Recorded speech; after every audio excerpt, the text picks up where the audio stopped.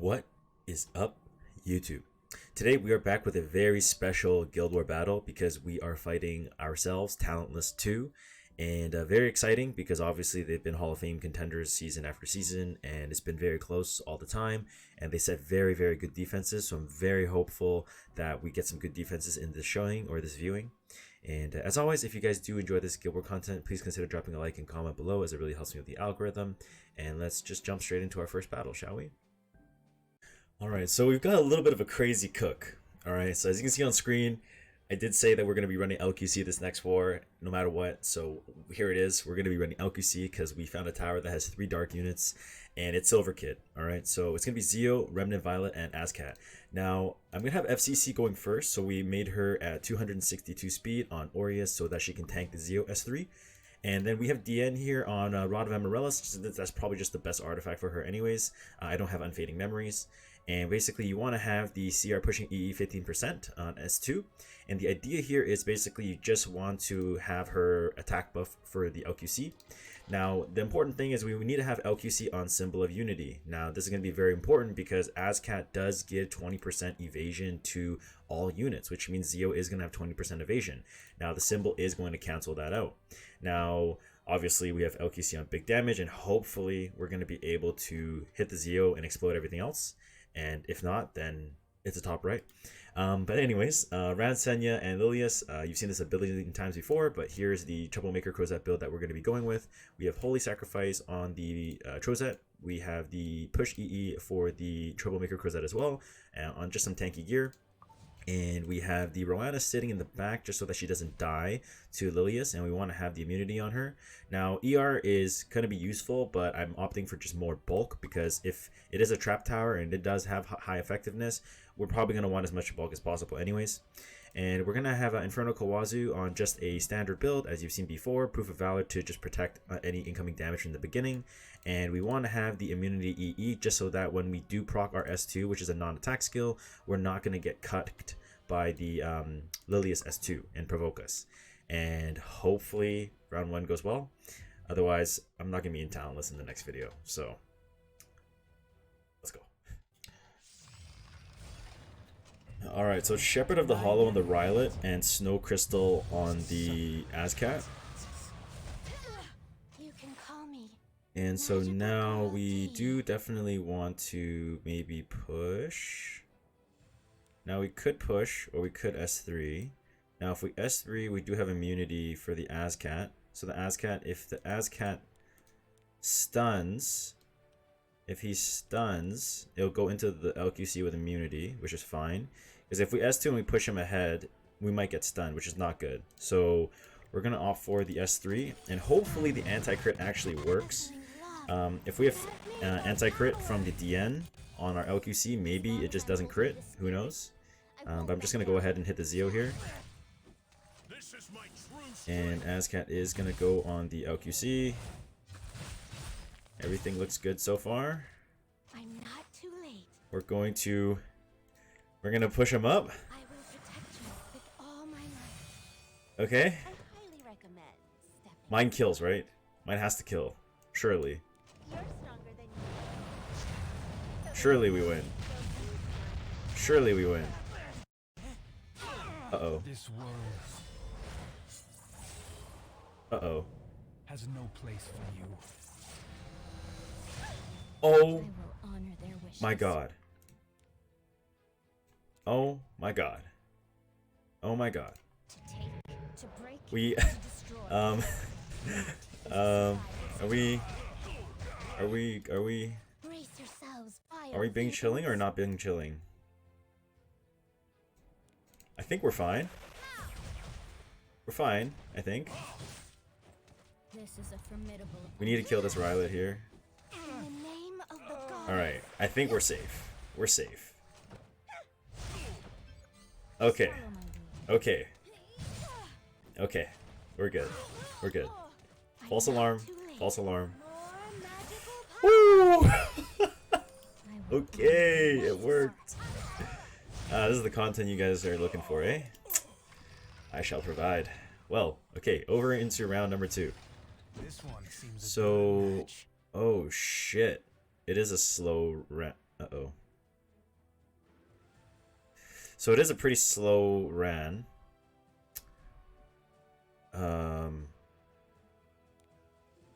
Let us think for a second here.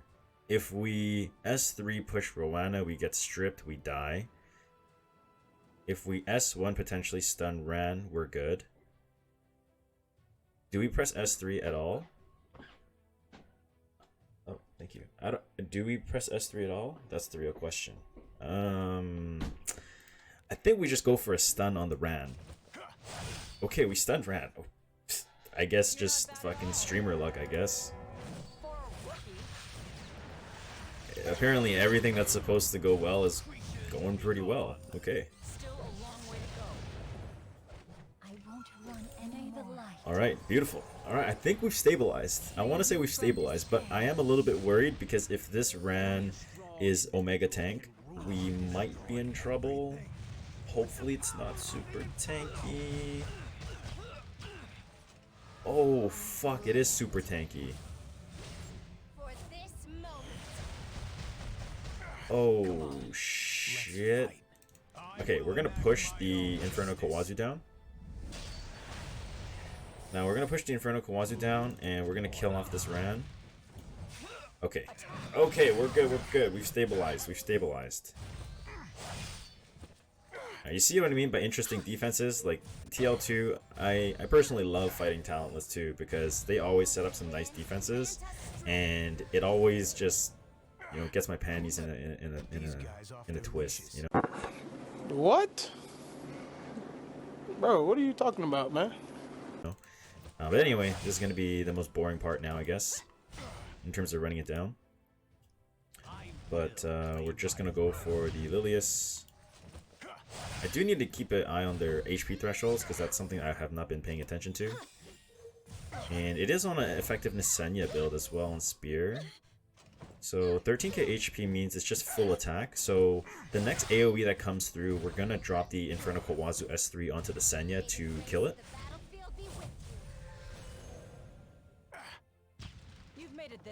Now, Lilius is going to have 20k HP here.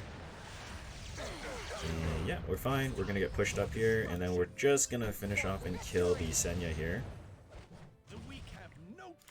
Now, if it's 13k HP Senya, they definitely die. Like, any Inferno Kawazu is going to kill it. Just are you sure about that? Because the double burns is too much. Finally, my sword has some work to do. I mean, maybe not that one, I guess. You get, I said nothing. Now I'm just gonna go for the soul burn, just so I can get my resets on my S2 and S3. Now I'm gonna push the Inferno Kawazu down.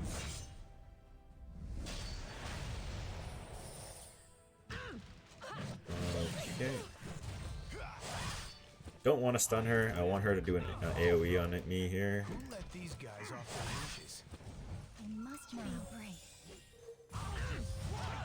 Okay, another 2 burns.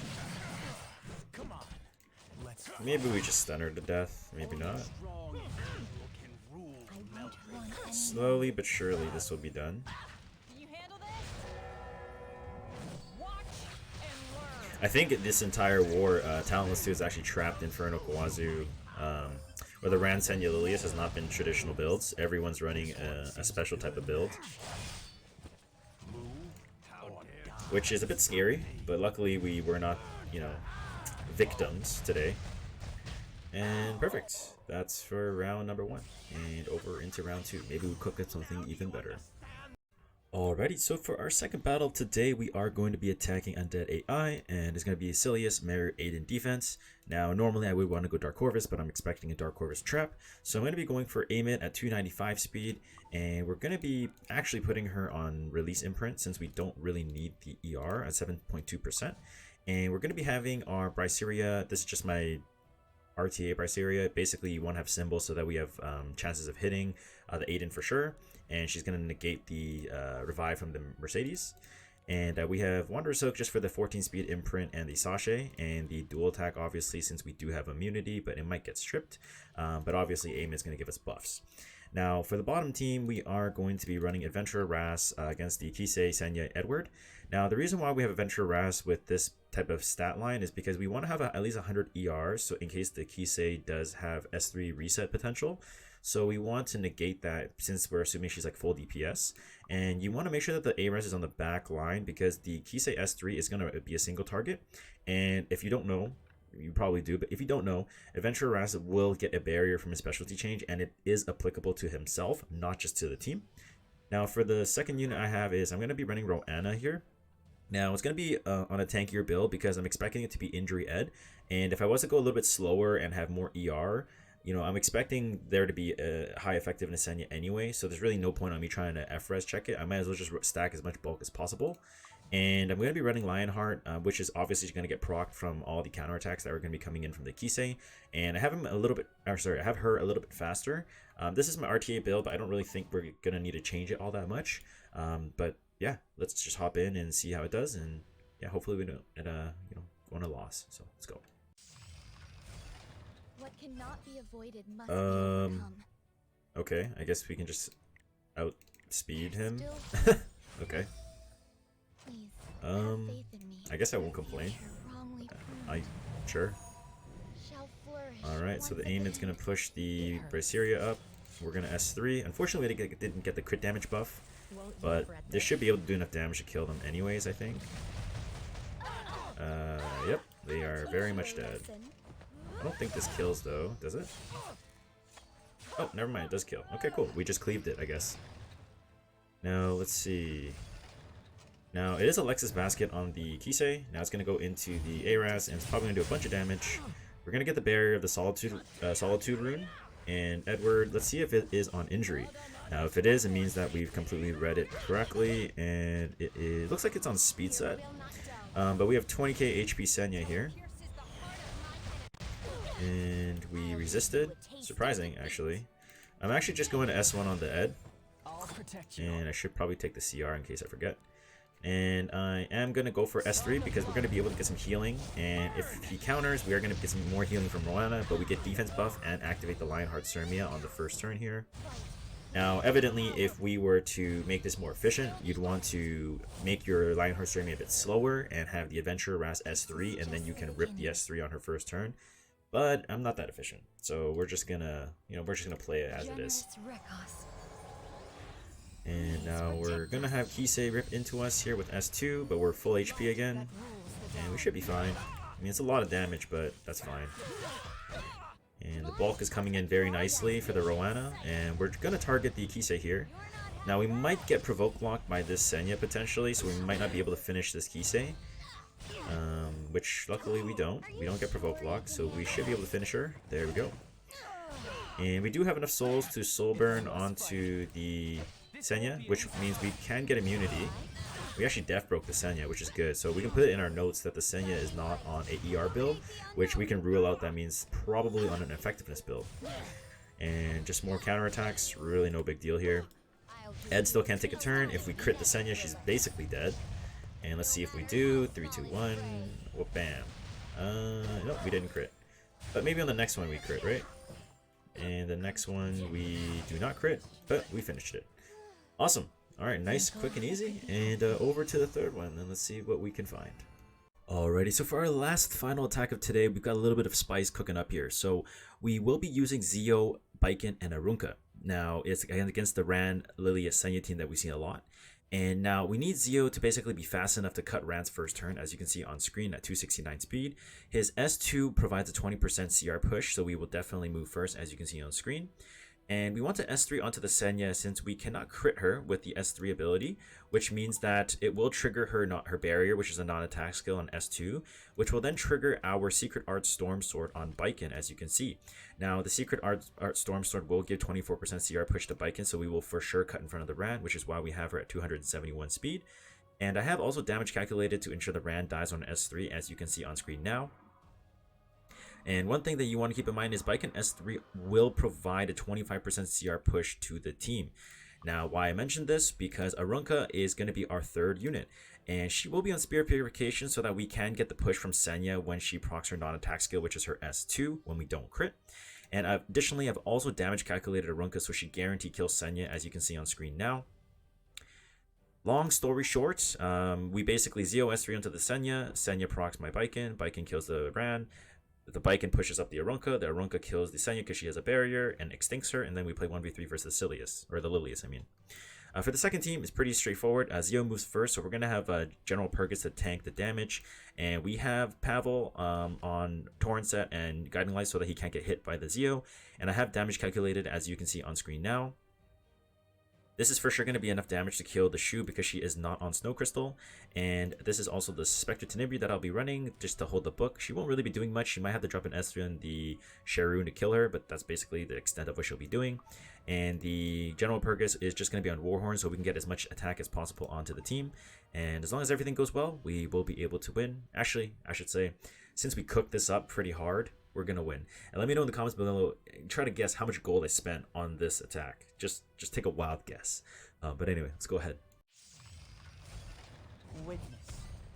Alright, so as you guys can see, Zio is going to go into the Senya here. This is a crazy cook, by the way. Crazy cook. I hope you guys enjoy this. So the Zio is going to S3 onto the Arunka, and it's going to proc the non-attack skill. And we're going to see the Baiken get cut forward with the Spirification and the Secret Art. And we are going to Soulburn S3 onto the Ran, which is why we brought the Toggle Hells. And this is for sure going to kill, obviously, because we damage calculated this. What a bing, but a boom! And she's dead. And now we don't need a Soulburn because this basically is nothing. We just S3 onto the Senya, and the Senya is going to die. And it is Holy Sacrifice, but because Arunka has Extinction on her S3, that Senya is dead. And that is exactly why I don't post Scout follow-up, because it's just so free. But, you know, I say that, but you never know what might happen. We might still lose. Hopefully not, but we'll see what happens here. I don't think we will, though. Zio's going to go into the Lilius. We're Bing shilling. We're just going to S3 here. I don't know if it kills, but maybe it does. Oh, we killed through miss. Perfect. Alright, nice and clean. And moving over into round number 2, should be pretty straightforward as well, since the Zio is going to go straight into our General Purgus. Now obviously if you have C Pavel, you probably want to have C Pavel instead of Stene, and maybe you have like Sylvian Sage. But I don't have C Pavel on this account, so unfortunately I can't do that. So we're just going to Soulburn S2. And then we are going to Soulburn S3 onto the Shu, which should be dead, I think. Yep, so we just S3 the Shu. As long as my damage calculators are not wrong, yeah, she's dead. Perfect. Now Sharoon just does Sharoon things. We can kind of just pretend she doesn't exist. And, yeah, the Venom is cool, but, you know, it's also kind of like, you know, whatever. Now I could S3 the Sharoon, or I could S3 this guy, and I think I'm just going to S3 the Zio. Because I just want to get him out of the board as soon as possible, because if my General Purgus does somehow die, which I'd say is not impossible, I want to avoid that at all costs. And the Shroon's going to be hitting the General Purgus for CR pushing anyways. And we S1. We have one more turn before we can S3. We're going to S1 again. Sharoon on defense is definitely a little bit troll, but, you know, that's beyond me. And let's see if this kills. Boom. Very close. And we're just gonna oh, can't S3. We S1, and she's almost dead. Imagine we get soloed by Sharoon. That'd be crazy. Alright, now we just basically finish her off, and bang. Quick and easy. Hopefully you guys learned a thing or two about post-scout. But yeah, it's very exciting. Alrighty guys, so that's going to do it for today's Guild War battle against Talentless 2. Hope you guys did enjoy. I had a lot of fun making this one since we didn't scout 3 times. We actually scouted twice and did a follow-up attack. And I hope you guys enjoyed, because I spent a lot of gold and we did a crazy cook. But nonetheless, I'm very thankful for all the support and all the feedback that I've been getting on YouTube. Thank you very much, guys. And as always, please drop a like and comment below to really help me with the algorithm. Subscribe to me if you haven't already. And I hope to see you guys soon. RTA episode number 2, or do you guys want a scout video? Let me know. So, we'll end it here. Bye.